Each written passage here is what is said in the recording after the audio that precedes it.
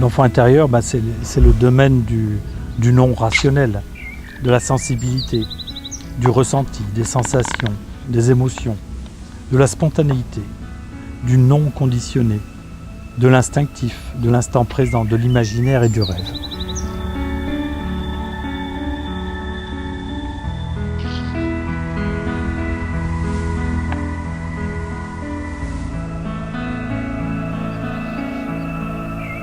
L'homme et la femme, et à l'intérieur, l'enfant intérieur.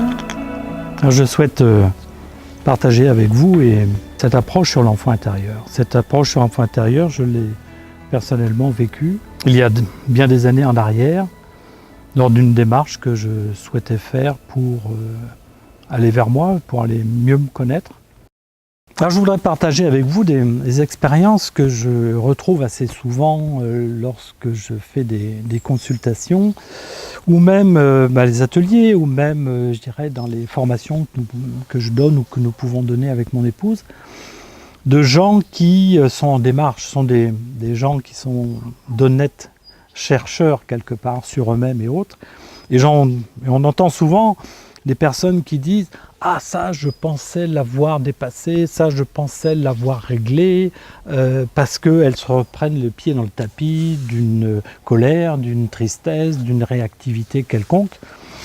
Et elles s'interrogent beaucoup sur la qualité du travail qu'elles ont pu faire sur elles-mêmes, quelque part. Alors je voudrais partager avec vous, pour clarifier ça, une métaphore que je vous donne, qui est la métaphore du cyclone. Alors cette imagerie, je vous demande de la construire à l'intérieur de vous, dans votre imaginaire, et on sait tous ce que c'est qu'un cyclone météorologique. Hein, c'est à la fois un lieu perturbé, avec des forces circulaires très puissantes. Dans le cyclone météorologique, on va retrouver un tas d'objets. Des pancartes d'autoroute, un pneu, des morceaux d'arbres, des branches, des objets comme ça qui virevoltent à toute vitesse à l'intérieur, qui créent une espèce d'opacité et tout ça. Transposé à notre expérience intérieure, le cyclone, c'est le cyclone de notre personnalité. Ça veut dire que nous avons aussi, un champ perturbé, cyclonique à l'intérieur de nous, dans lequel on va retrouver, un certain nombre d'objets.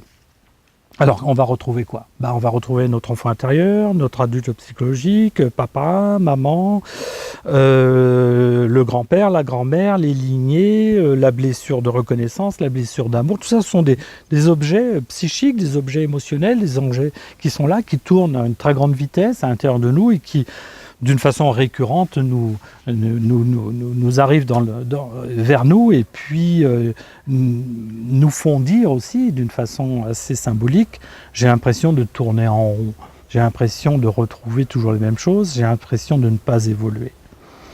Alors la bonne nouvelle, c'est que dans un cyclone, météorologique, comme dans un cyclone psychologique ou psycho-émotionnel, nous avons l'œil du cyclone.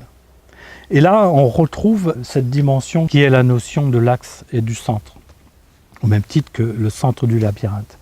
L'œil du cyclone, c'est un espace, apaisé. Et c'est un espace où on est à la fois, qui offre aussi la possibilité d'une vision de l'axe vertical de conscience. Au centre de notre cyclone, nous sommes dans un espace apaisé, nous sommes dans un espace non perturbé. Ça veut dire que, à la fois, ça nous ramène à l'idée